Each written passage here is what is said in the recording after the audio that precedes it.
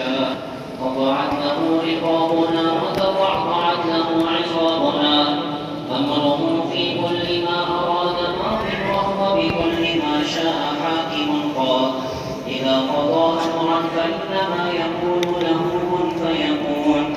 ذو الرحمة والطول وذو القوة والحول، الواحد الأحد له الملك وله الحمد، ليس له شريك ولا شبيه، جل عن التمثيل والتشبيه.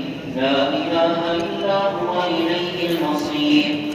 أعطانا من كل ما سألنا، لا مانع لما أعطانا ولا معطي لما منعنا، فنحمده بما هو أهله في الآخرة والأولى، ونشكره على نعمه التي لا تعد ولا تحصى. لا نحصي ثناء عليك أنت كما أثنيت على نفسك. اللهم صل وسلم وبارك صلوات زاكية وتسليمات عالية وبركات دائمة على النبي الأمي الذي آتيته علم الأولين والآخرين، وعلى آله الطيبين الطاهرين وصحابته الغر الميامين، والتابعين ومن تبعهم بإحسان إلى يوم الدين. أما بعد، فإن أصدق الحديث كتاب الله، وأحسن الهدي هدي سيدنا ومولانا محمد صلى الله عليه وسلم، وخير الأمور عوازمها، وشر الأمور محدثاتها، وكل محدثة بدعة، وكل بدعة ضلالة، وكل ضلالة في النار.